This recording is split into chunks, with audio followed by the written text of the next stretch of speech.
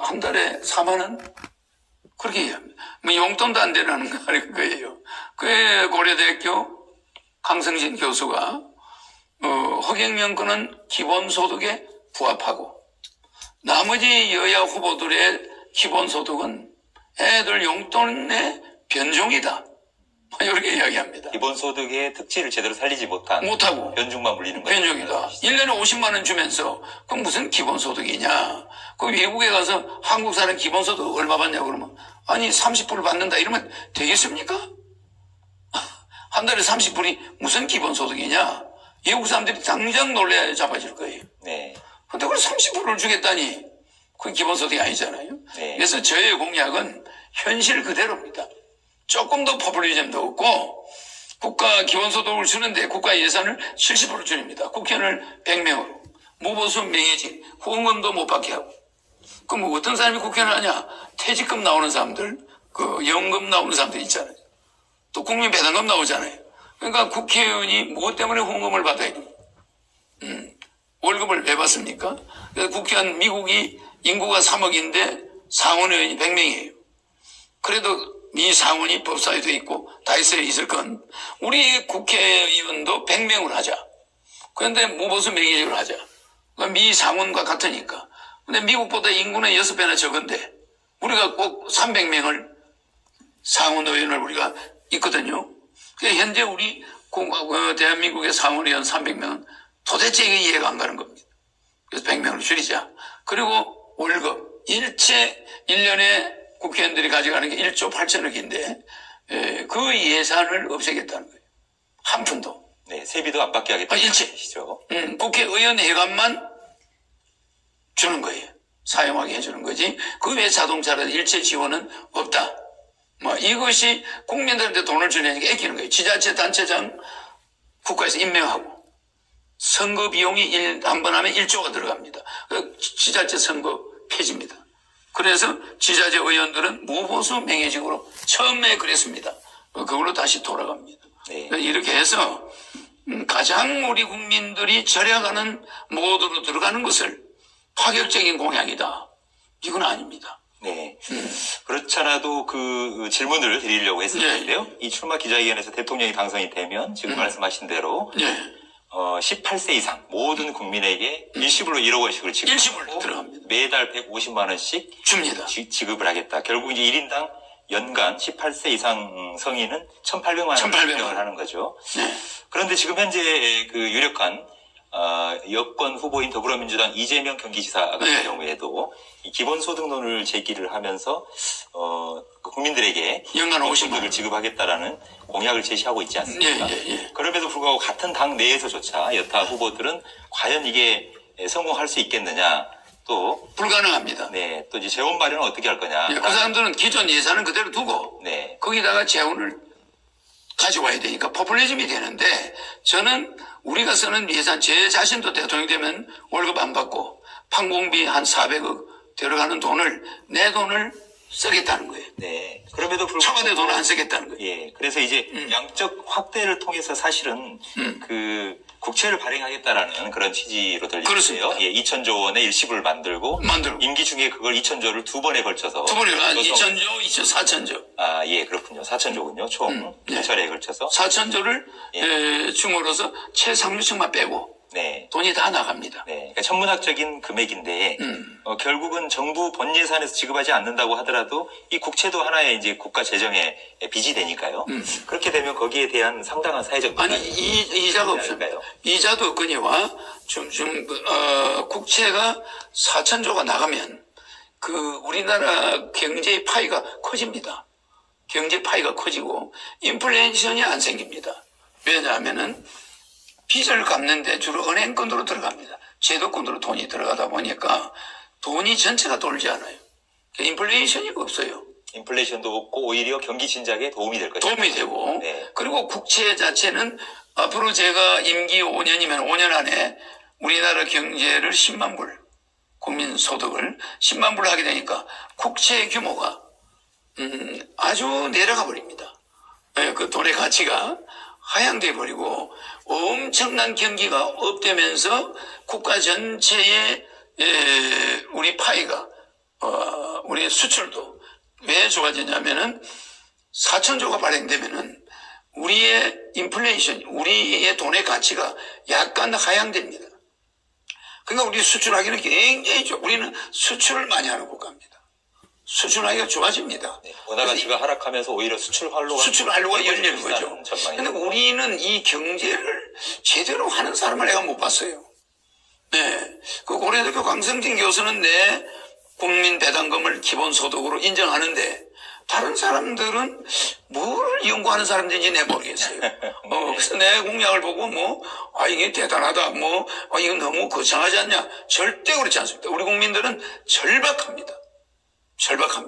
그래서 그야말로 우리 국민들은, 지금 백척간두에서 풍전등화합니다, 지금. 근본적인 수술책이, 처방책이 필요합니다. 어떤 총대를 매는 사람이. 네. 자기가 나타나서 한국 경제를 이런 식으로 끌고 가겠다. 과감한 사람이 나와야 되는 거예요. 네.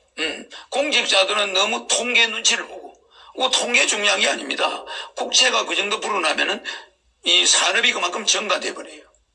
그러면 그 가치가 부채가 얼마 안 가서 탕감이 할 수가 있어요. 예, 국채니까. 그러니까 이 OECD 국가 중에 왜 우리 국채가 미국도 160%나 되는데 중국도 그 정도 되는데 우리만 왜 40%입니까? 너무 공직자들은 자기들은 피해를 절대 안 보고 국민은 사채에 시달리게 만들고 그러니까 거기다 또 금리를 올려버려요. 그러니까 2천조 가계부채를 안고 있는 사람들이 설상가상으로 죽게 생겼어요. 이자가 올라가니까. 이런 정치가 어디 있습니까? 그래서 나는 한 번도 정치 지도자나 대통령을 비난한 적이 없습니다.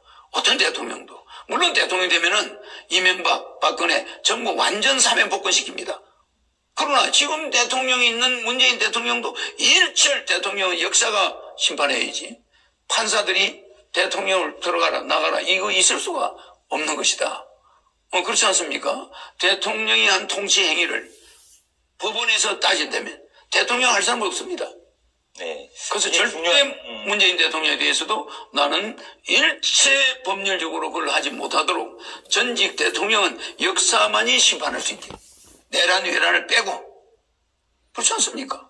이 중요한 말씀 중에 한 가지인데요. 네. 전직 대통령에 대한 형사소추 이 부분 아주 신중을 기해야 되고 그건 아예 없도록 법에 외란에 대한 내란 외란 아닌 이상 네. 전직 대통령에 대한 형사소추는 현직일 때도 없는데 퇴임 후에도 없다.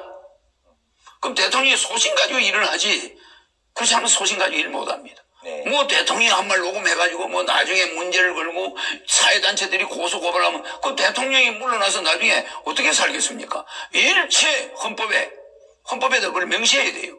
대통령은 임기 중에도 형사소추 못하지만 퇴임 후에도 내란 외래를 제어한 거에 대해서는 통치행위에 관한 형사소추할 수 없다. 예.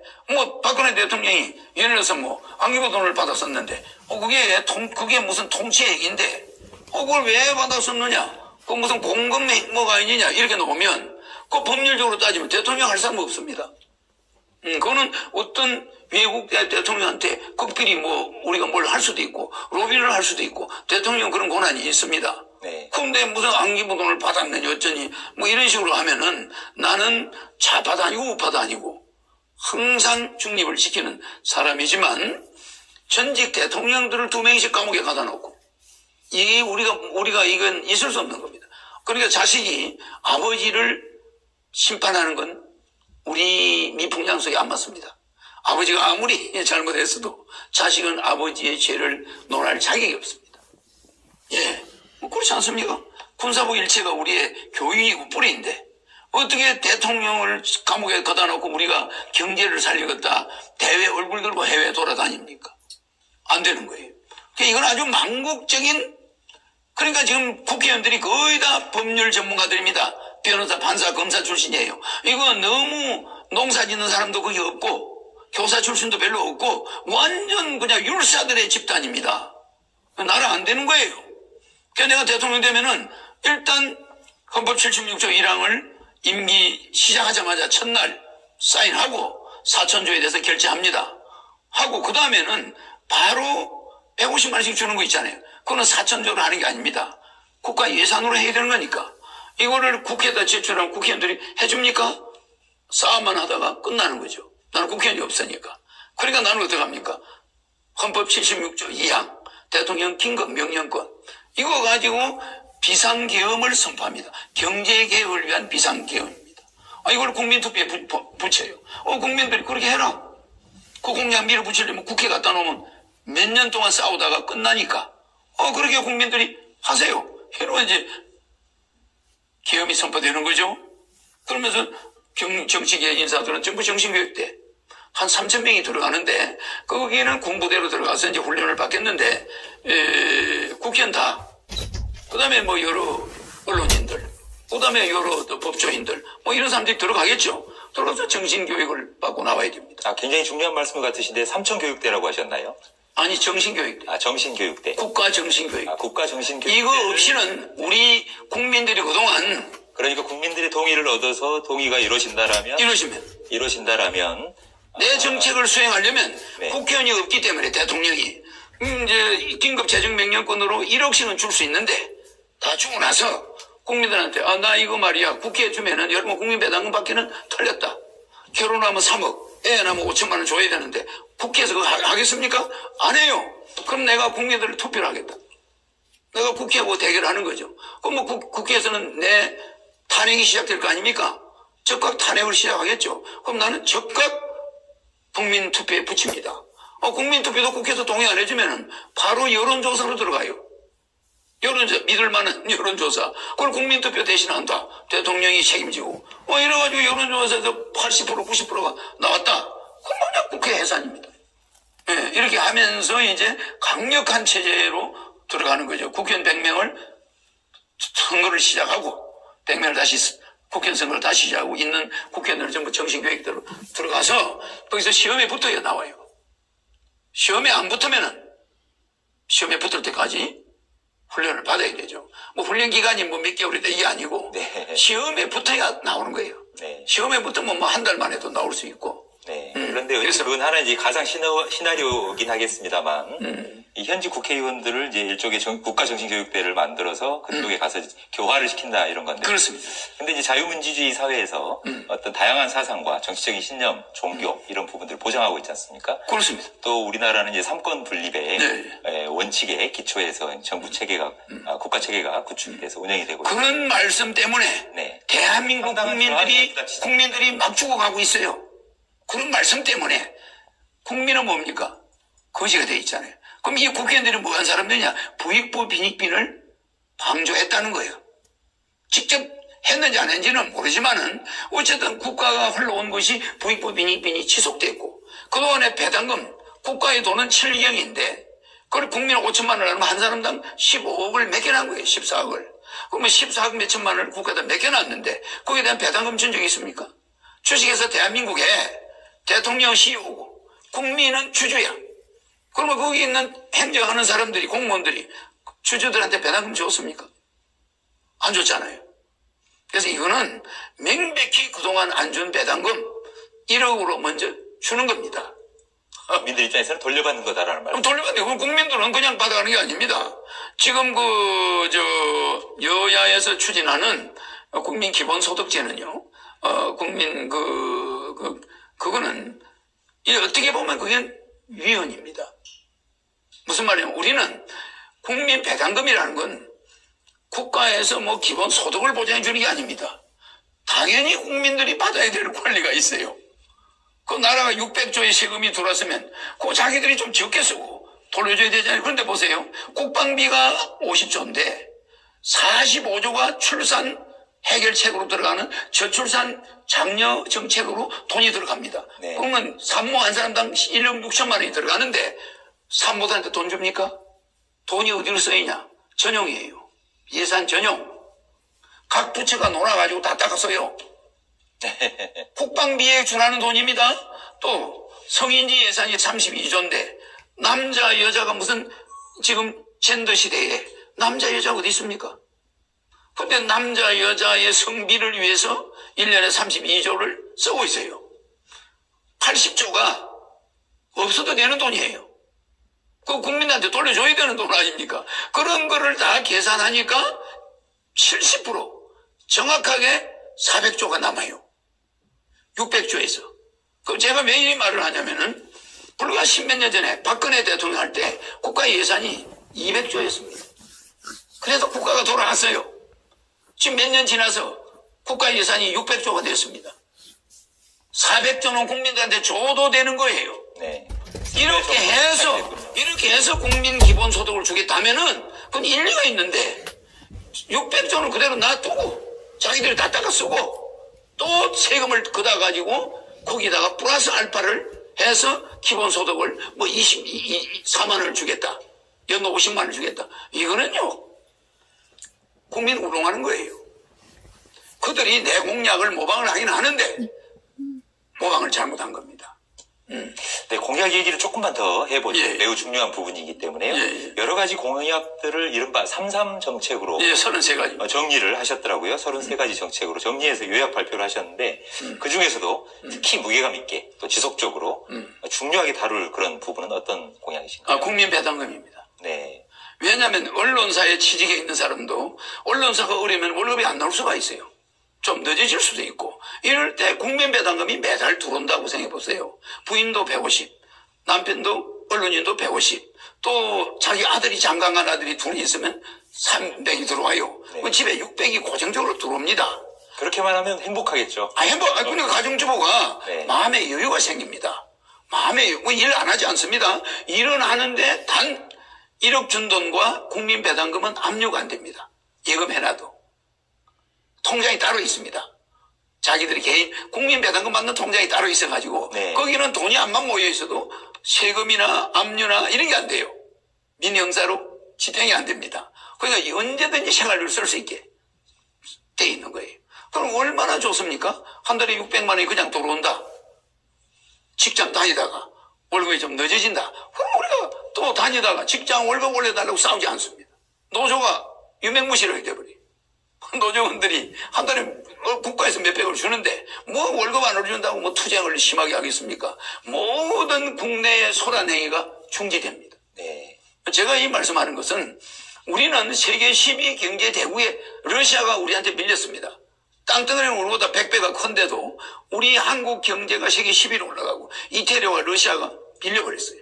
그러면 이런 나라에 국민들이 맨날 생활비 걱정하고 있다는 거예요. 좋은 말씀이시긴 하고 굉장히 유토피아적이긴 합니다만 그렇게 된다라면 이 근로의욕 저하로 이어지고 더 근로의욕이 생산성이 떨어지지 않을까? 아니었습니다. 근로의욕이 더 높아집니다. 직장을 다니면서도 사람들이 쫓기지 않아요. 여유가 있어요. 여유롭다 이거죠. 여유롭고. 네. 그 다음에 어떤 직장에 가서 봉사도 하게 돼요. 배당금이 나오니까 자기는 봉사하겠다. 그래서 미국이 우리나라 재벌들이 돈이 있다고 일 안 합니까? 더 열심히 합니다. 재벌 자제들이. 돈이 있어도 더 열심히 해요. 근데 너무 자포자기가 돼버리면 돈이 없으면 그야말로 일 안 하고 폐인이 돼버려요. 그런 사람이 많습니다. 결국 이제 국민배당금 이 임기 중 4천조 원을 발행해서 지급을 하더라도. 그거는 국민 배당금이 아닙니다. 그거는. 4천조는 1억씩 주는 거. 1억씩 주는 거고요. 네, 그거고요. 그 포함해서 이제 국민배당금을 지급한다고 하더라도 이제 훨씬 더 많은 예산이 들겠죠. 그런데 그게 매년 800조 정도가 네. 국가에서 남는 돈이 400조고 예산 600조에서 400조고 또 매년 예산이 증가하면서 남는 게 있어요. 네. 그래서 조세제도를 개혁하면은 지금 현재 봐주고 있는 게 한 200조 됩니다. 재벌들한테 우리가 세금을 봐주고 있는 게 좀 임시적으로 봐주고 있는 게 한 200조 돼요. 정상적으로 걷어들여야 돼요. 네, 세금 과징은 정상화시키고 그렇지. 그러면 세금 폭탄을 예방하면 한 달 1년에 한 800조가 들어옵니다. 네, 여러 가지 방안을 통해서 어찌됐든지 이제 국민들에게 국민배당금과 또 국민 18세 이상 1억 원 이상씩 주는 거 한다고 하더라도 그거는 일회성이고 천문학적인 예산이 든다고 하더라도 결코 대한민국이 국가적 불이행 상태로 빠지지는 않을 것이다. 그렇습니다. 대한민국이 오히려 다르다. 국민 정서가 안정이 되면서 대한민국이 처음에 4천조는 채권으로 해결하고 나머지 국민 배당금 주는 거는 매년 예산에서 800조 정도가 세이브가 됩니다. 그럼 그 세이브된 800조를 가지고 국민들의 생활을 안정시켜 주니까 국민들이 굉장히 소비가 진작되면서 산업이 살아나요. 네. 이런 유토피아가 아니라 이거는 안 하면은 천벌을 받는 그런 일입니다. 네, 우리 국민들이 세계 10위 부자인데 마치 아버지는 부자인데 아들은 거지가 돼 있는 꼴이에요 지금. 무슨 말이야? 그러니까 공무원 된 사람만 생활이 안정이 되고 나머지 전부 그냥 그 아버지는 부자인데 집은 부자인데 아들은 용돈도 없는 밥값도 없는 이런 실정으로 돼 있다 이 소리예요. 네. 그래서 국가는 탄탄하고 정부는 부자인데 국민 개개인들은 거지다. 있다. 이거는 분명히 국회의원들이 정치를 부익부 빈익빈을 한 겁니다. 자, 화제를 좀 돌려보죠. 네. 안철수 국민의당 대표 네. 단일화 경선 제안하셨어요. 예. 특별히 그 안철수 대표에게 단일화 제안한 이유가 궁금합니다. 안철수 대표는 학자 출신이고 또 우리나라의 또 어떤 여러 가지 과학적으로 기여한 사람이고 참신하다 보죠. 그래서 기성 정치인들 가지고는 이제 이 나라는 못 바꿔요. 그래서 보시면 국민의힘에 보면은 국회의원 아는 사람이 대표가 되고 36살짜리가 또 대변인이 26살짜리가 됐잖아요. 이 국민들은 뺏지난 사람을 원치 않아요. 점점 갈수록. 그러니까 참신한 사람을 뽑는 게 국가의 이익이다 이런 생각을 하고 있는데 이 기성 여야에 우리가 중독이 돼가지고 여야가 아니면 나라가 망하는 줄 알아요. 허경영 같은 새로운 사람이 등장해야 그 여야가 정신을 차립니다. 네. 안철수 대표하고 손을 잡으면 기성 정치인들을 전부 정리할 수 있다. 뭐 이래서 내가 했는데 그분의 복이죠. 네. 안철수 대표는 그에 대해서 제안에 대해서 어떻게 응답하셨나요? 안철수 씨를 보자했는데 안상수 씨가 왔어요. 그렇습니까? 예. 이름이 비슷하잖아요. 안철수 국민의당 제가 이제 안철수를 보자 했더니 네. 안철수 의원은 안 오고 안상수 후보가 왔잖아요. 그것도 내 말은 90%가 그래도 맞아 들어간다는 소리예요. 네. 그러면 허명예 대표님께서 제안을 하셨는데 안철수 국민의당 대표로부터는 아직 공식적인 답변은 못 이야기하고 있는 중이죠. 그러니까 네. 뭐 늦어지는 게 더 좋을 수도 있죠. 네. 신중해야 되니까. 네. 뭐 제가 그런다고 그들이 볼 때는 내가 별거 아닌 걸로 보이지만은 그것을 너무 쉽게 응하면은 좀 이상해 보이잖아요. 네. 그래서 제 지지율이 적어도 10% 정도 올라갈 때 대화가 될 수 있습니다. 제가 추석 쉬고 나면은 지지율이 많이 올라갈 거예요. 그래서 지금 추석 연휴를 이제 분기점으로 보시는 거죠. 추석 때 모이면 전부 돈 이야기 하겠죠. 이래가 이제 돈 이야기가 나오면서 다음 대선 후보 여론조사에 허경영이 등장합니다. 네. 앞서 말씀하셨습니다만 이 안철수 대신 안상수가 왔다고 하셨지 않습니까? 네. 안상수 제가 계획적으로 한 게 아닌데 네. 안철수를 좀 봅시다 그랬더니 안상수 씨가 봅시다 그러고 왔어요. 그래서 지난 8월 말이었죠. 이 공동 선언문 발표하셨어요. 네, 양주에서 만나서. 그래서 큰 화제가 됐습니다. 네, 하늘궁에서. 그러니까 물론 실무자들끼리 뭔가 통했다라고 하지만 이 두 분의 뭔가 어떤 교감 이런 부분들이 뭐가 있을까? 접점이 뭐가 있을까? 왜? 허경영 명예대표님께서는 국가혁명당 대표시고요. 또 안상수 예비후보는 인천광역시장도 역임했고 국회의원도 했었고 그분은 일반 지금 현재 국민의힘 예비후보지 않습니까? 예. 두 분이 매치가 되는 부분들이 굉장히 접점이 있습니다. 모호하다라는 생각이 드는데 어떤 접점이 있습니까? 안상수 씨가 만들어낸 친환경 도시 송도 1600만 평이 미국의 맨하탄이 2000만 평인데 거기에 육박한 도시를 만들었는데 맨하탄보다 1000배, 10,000배가 나은 도시를 만들었다는 거예요.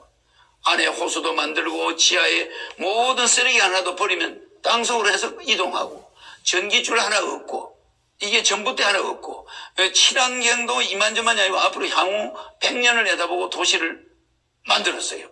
그것도 바닷가에다가 그 비싼 땅을 어떻게 만드냐 싼 돈으로 만들어가지고 한 60만 원 들여가지고 그걸 다 만드는 사람은 세계에서 한국의 맨하탄을 만든 사람은 그 안상수 씨 아닙니까? 네. 그러니까 상당히 일반인들이 100년 가야 생각할 수 있는 것을 그 짧은 인천시장 2번 하는 사이에 다 했다는 거 그거 대단한 거 아닙니까? 네. 그래서 상당히 그 사람이 앞으로 인천에서 중국까지 가는 다리를 그 사람이 나야 되겠다. 저도 그런 생각도 하죠. 근데 인천은 제가 와보니까 문제가 또 많이 있습니다. 안상수 씨가 근본적으로 해결 못한 이 쓰레기 매립장. 이게 인천의 중심권에 들어가 버렸어요, 이제. 인천이 검단 지역으로 퍼져나가니까, 그게 쓰레기 매립장이 인천의 센터보드가 센트럴 파크가 돼버렸어요. 그러니까 그걸 앞으로 계속 우리는 서울 수도권 매립지를 거둬 할 수는 없잖아요. 그래서 수도권 매립지에